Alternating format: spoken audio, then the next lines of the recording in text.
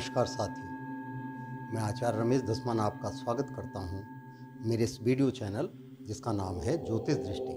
साथियों, आपका अपार प्रेम मुझे मिल रहा है। कई व्यक्तियों ने मुझे टेलीफोन से बातचीत करके मुझे व्हाट्सएप भी किया है और उनके समाधान जितना मुझे ज्ञान है उनके हिसाब से मैंने उनको बताया है और परमपिता परमेश्वर की कृपा से आज वे सभी सफल भाव से आनंदित हो रहे हैं और बार बार यही प्रार्थना करते हैं कि आचार्य जी, जैसे आप औरों से ये छोटे छोटे उपाय बता करके उनके जीवन को सुचारू रूप से चलाते हैं, इसी प्रकार से आप कार्य करते रहें और उनका यह प्रेम ही मेरे मनोबल को बढ़ाता है। साथियों, वैसे तो अनेक प्रकार की विचारधाराएं हैं, मैं ये नहीं कहूँगा कि इसी विचारधारा पे आप चलें, लेकिन जब संसार में मनु महाराज की संपत्ति से हम मनुष्य बने हैं, अगर सभी देखा जाए हम सभी कश्यप ऋषि की ही संतान हैं। शास्त्र में एक बड़ी सुंदर सी बात आई है, कहते हैं कई बार एक ने मुझे प्रश्न किया कि आचार्य जी, मेरा गोत्र क्या है, मुझे पता नहीं। तो मैंने उन्हें वेदों का जो शास्त्र हैं, शास्त्रों का विचार दिया है कि हम सभी कश्यप ऋषि के ही संतान उत्पत्ति हुए हैं। जिसका कोई गोत्र न हो वो कश्यप गोत्र को मान करके चल पड़े, क्योंकि जितने भी हम मनुष्य रूप हैं, जीव चराचर हैं, सभी संसार में ऋषि कश्यप के पत्नियों के द्वारा उत्पत्तित अनेक प्रकार के जीव हैं। अब मनुष्य भी उनमें ही आता है, जैसे दिति और अदिति देवताओं की माता, राक्षसों की माता, और उनके जो पिता स्वरूप हैं वो ऋषि कश्यप हैं। उन्हीं के द्वारा संतति प्रभावित हुई है।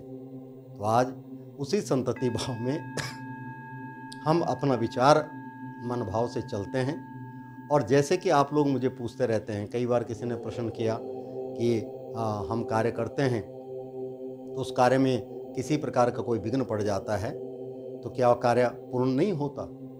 ऐसी बात नहीं है। जब आप किसी कार्य को करते हो विघ्न आना स्वाभाविक है, लेकिन जैसे रामचंद्र जी विश्वामित्र जी के साथ गए तो रास्ते में कई प्रकार के विघ्न आए।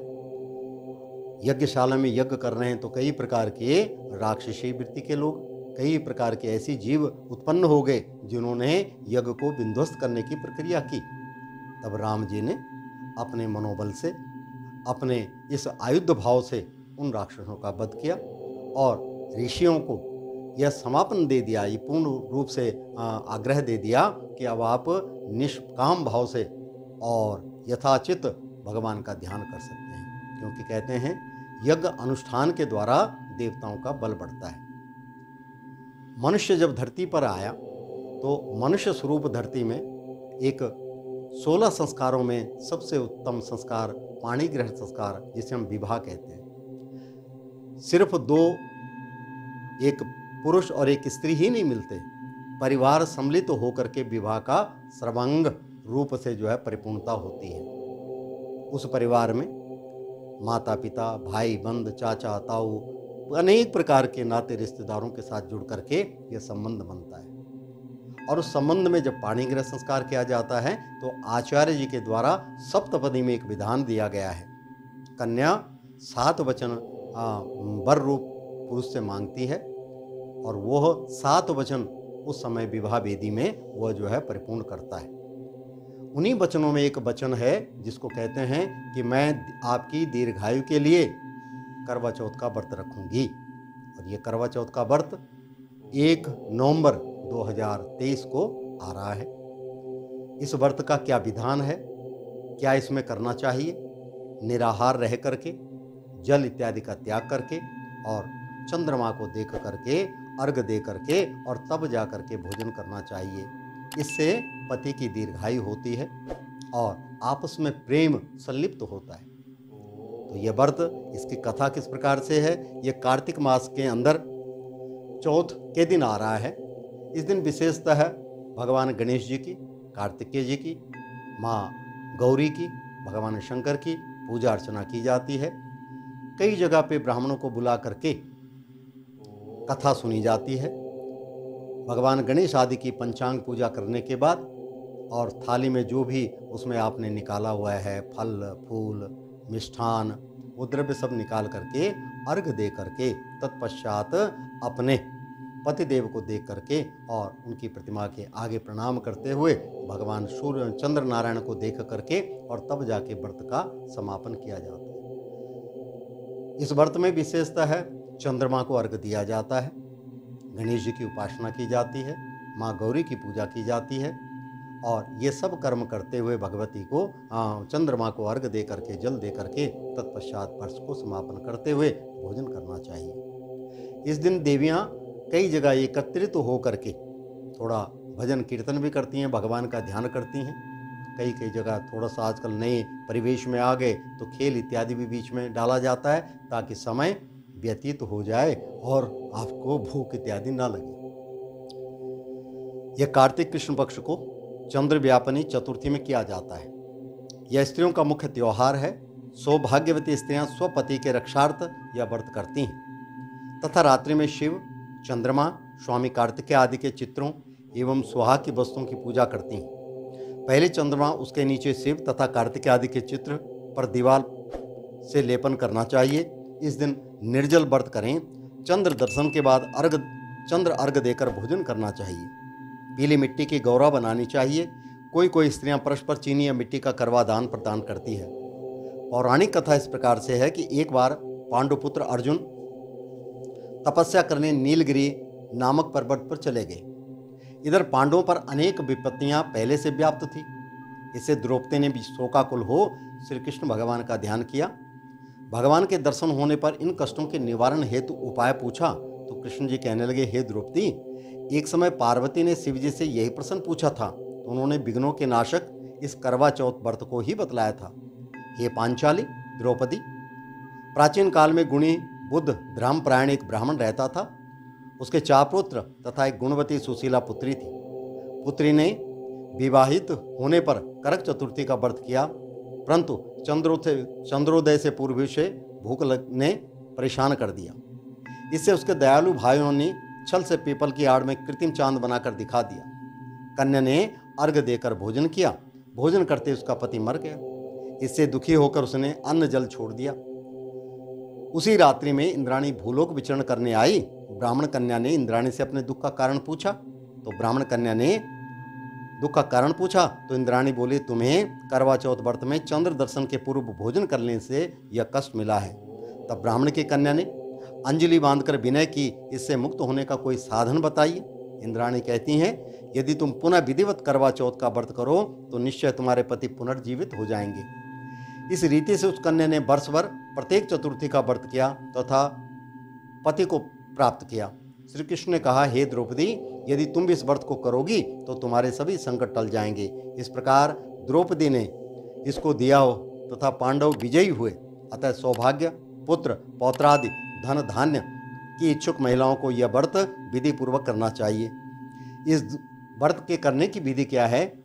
इस दिन एक थाली में थोड़े से चावल, कुमकुम, थोड़ा दूध, अगर चांदी की कटोरी हो तो बहुत अच्छी बात है, नहीं तो स्टील की कटोरी में दूध, उसमें जल मिला करके कुछ दूबड़ा रखें, एक आधा पुष्प रखें और जो भी आपने मिष्ठान रखना है भगवान को अर्घ देने के लिए वो रख करके और तब जो है पूजा अर्चना करनी चाहिए।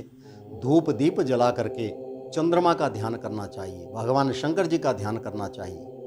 नागेंद्र हाराय त्रिलोचनाय भस्मांगरागाय महेश्वराय नित्याय शुद्धाय दिगंबराय तस्मै यकाराय नमः शिवाय। भगवान गणेश जी का ध्यान करना चाहिए। गजाननम भूतगणादि सेवितम कपीत्य जम्बुफल चारु भक्षणम उमासी तव शोध विनाशकारकम नमामि विघ्नेश्वर पाद पंकजम। और एक छलनी लेकर के चंद्रमा को उस छलनी के द्वारा देख करके तब अपने पति को देखना चाहिए और उसके बाद चंद्रमा को अर्घ दे करके, धूप दीप दे करके, नैवेद्य दे करके भगवान के भजन में अपने मन को लगाना चाहिए। कथा इस प्रकार से है। कई जगह तो कथाएं जो हैं देवियां आपस में कर लेती हैं। कोई वृद्ध महिला बैठी होती है, वो कथा सुना देती है। कई जगह ब्राह्मणों के द्वारा कथा की जाती है और आजकल तो टेक्नोलॉजी ने बहुत अच्छा काम कर दिया। इसके द्वारा आप इस कथा को सुन सकते हैं। एक साहूकार था जिसके 7 बेटे और एक बेटी थी। 7 भाई व बहन एक साथ बैठकर भोजन करते। एक दिन कार्तिक की चौथ का व्रत आया तो भाई बोला, बहन जाओ भोजन करें। बहन बोली कि आज करवा चौथ का व्रत है भाई, चांद उगने पर ही भोजन करूंगी। तब भाइयों ने दिया जलाया और दूसरे भाई ने छलनी लेकर उसे ढका और नकली चांद दिखाकर बहन से कहने लगे, चल चांद उगाया है, अर्घ दे ले। बहन अपनी भाभियों से कहने लगी, चलो अर्घ दे। तो भाभियां बोली, तुम्हारा चांद उगा होगा, हमारा चांद तो रात को उगेगा। बहन ने जब अकेले अर्घ ले लिया और खाने लगी तो पहले ग्रास में ही बाल आ गया, दूसरे ग्रास में कंकड़ आया, और जब तीसरा ग्रास मुंह की ओर किया तो उसकी ससुराल से संदेशा आ गया कि उसका पति बहुत बीमार है, जल्दी भेजो। माँ ने जब लड़की को विदा किया तो कहा कि रास्ते में जो भी बोले उसके पाँव लागू कहना, और जो कोई सुहाग को आशीष दे तो पल्ले में गांठ लगा करके उसे कुछ रुपए दे देना। बहन जब भाइयों से विदा हुई तो रास्ते में जो भी मिला उसने यही आशीष दी कि तुम 7 भाइयों की बहन हो, तुम्हारे भाई सुखी रहें, तुम उनका सुख देखो। सुहाग की आशीष किसी ने भी नहीं दी। और जब वह ससुराल पहुंचती तो दरवाजे पर उसकी छोटी नंद खड़ी थी, वह उसके भी पाँव लगी तो उसने कहा, सुहागन रहो, सपूती हो। तो उसने यह सुनकर पहले में गांठ बांधी और ननद को सोने का सिक्का दिया। तब भीतर गई तो सास ने कहा, उसका पति धरती पर पड़ा है, तो उसके पास जाकर उसकी सेवा करने में बैठ गई। बाद में सास ने दासी के हाथ बची खुची रोटी भेज दी। इस प्रकार से समय बीतते बीतते मंगसिर की चौथ आई तो चौथ माता बोली, करवा ले करवा ले, भाइयों की प्यारी करवा ले। लेकिन जब उसे चौथ माता नहीं दिखी तो वह बोली, हे माता, आपने मुझे उजाड़ा तो आप ही मेरा सुहाग उद्धार करोगी।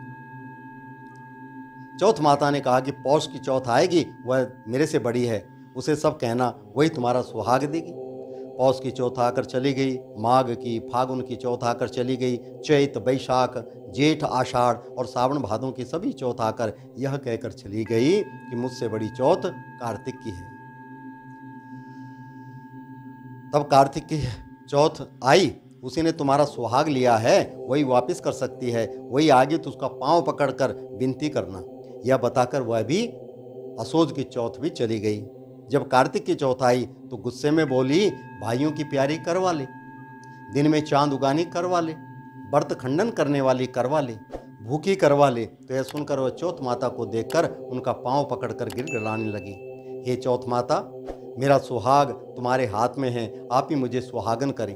तो माता बोली, पापिन, हत्यारिन, मेरा पांव पकड़ के क्यों बैठ गई। तब बहन बोली कि जो मुझसे भूल हुई उसे क्षमा कर दो, अब भूल नहीं करूंगी। तो चौथ माता ने प्रसन्न होकर आंखों में काजल, नाखूनों में से मेहंदी और टीके में से रोली लेकर छोटी उंगली में उसके आदमी पर छीटा दिया तो उठकर बैठ गया और बोला, आज मैं बहुत सोया। वह बोली, क्या सोया, मुझे तो 12 महीने हो गए। अब जाकर चौथ माता ने सुहाग लौटाया। तब उसने कहा, जल्दी से चौथ माता का जुमन करो। और जब चौथ की कहानी सुनी, करवा पूजन किया तो प्रसाद खाकर दोनों पति पत्नी चौपड़ खेलने बैठ गए। नीचे से दासी आई, उसने उन दोनों को चौपड़ पासे से खेलते देखा तो उसने सासू जी को जाकर बताया। तब सारे गांव में प्रसिद्धि होती गई, सब स्त्रियां चौथ का व्रत करें तो सुहाग अटल अमर रहेगा। जिस तरह से साहूकार की बेटी का सुहाग दिया, उसी तरह से चौथ माता सबको सुहागन रखे, यही करवा चौथ के व्रत की पुरातन महिमा है। बोलो चौथ माता की जय, करक चतुर्थी माता की जय। इस प्रकार से कथा सुन करके उसके बाद थाली में जो मिष्ठान इत्यादि रखा हुआ है उनको भगवान चंद्रमा को अर्घ दे करके, और अपनी सासू माँ के लिए जो भी आपने बयाना निकाला है, जो भी वस्त्र इत्यादि जो भी देना चाहते हो, क्योंकि उन्हीं के आशीर्वाद के द्वारा आपको ये सुहागन होने का आशीर्वाद प्राप्त हुआ है। और आजकल तो कई प्रकार के विचार किए जाते हैं, लेकिन सबसे सूक्ष्म सरल आपस में प्रेम, आपस में एक दूसरे का बंधन, एक दूसरे के साथ संबंध प्रगाढ़ बनता चला जाता है। अगर दूसरे शब्दों में देखा जाए तो साल भर में कम से कम, वैसे तो प्रतिदिन अपने शरीर की देखभाल करनी चाहिए, परंतु विशेषतः एक दिन तो अपने शरीर को स्वस्थ परिपूर्ण रखते हुए और आपसी प्रेम को बढ़ाते हुए इन व्रतों की महिमा है। इन व्रतों के पीछे विशेषतः हमारे वैदिक धर्म में, हिंदू धर्म में ये सबसे बड़ी रीति दी गई है। हमारा तो प्रत्येक ही उत्सव वाला पर्व है। इन पर्वों के द्वारा ये संचेतना मिलती है कि हम नए जीवन में पदार्पण करते हैं, नया संचरण हमारे जीवन में होता है, परिवार में प्रगाढ़ प्रेम बना रहता है, आनंदित होता रहता है। इस उत्सव को बड़े ध्यान से मनाएं, बड़े उन्नत से मनाएं। परमपिता परमेश्वर आपके सुहाग को सदैव अटल रखे। भगवान से यही प्रार्थना करते हुए आप सभी को जो भी मेरे इस वीडियो को देखते हैं सभी को मैं जो है सौभाग्यवती होने का यह आशीष देता हूँ। आप सभी चिरंजीविताम रहें और आनंदित रह करके जीवन को यापन करें। इन्हीं खुशियों के साथ, इन्हीं शब्दों के साथ मैं अपनी वाणी को विराम देता हूँ। लेकिन उससे पहले बता दूँ आपको कि विशेषतः 8:15 बजे से लेकर के रात्रि 8:15 बजे से लेकर के 8:30 बजे के मध्य तक चंद्रमा निकल जाएगा। अब थोड़ा थोड़ा हर जगह का काल कालांतर विभिन्न दिया हुआ है, किसी में 2 पल आगे है, किसी में 2 पल पीछे है, परंतु विशेषतः पंचांग के हिसाब से 8:15 बजे से लेकर के 8:30 बजे के मध्य तक चांद जो है निकल आएगा और यही उदय का समय उन्होंने दिया हुआ है। कई कई जगह 9 बजे भी है, 9 सवा 9 तक, लेकिन कोशिश ये है कि पंचांग अनुसार 8:15 बजे से 8:30 बजे के मध्य में सूर्य चंद्रमा जो है दिखाई देगा। चंद्रमा को अर्घ दे करके और अपने पतिदेव के दीर्घायु की कामना करते हुए भगवान से प्रार्थना करें। भगवान से हम भी प्रार्थना करते हैं कि आपका सभी का सुहाग अटल बना रहे, अखंड सौभाग्यवती भव। इन्हीं शब्दों के साथ वाणी को विराम देता हूँ। नए विचारों के साथ आपके समक्ष आएंगे, तब तक के लिए नमस्कार।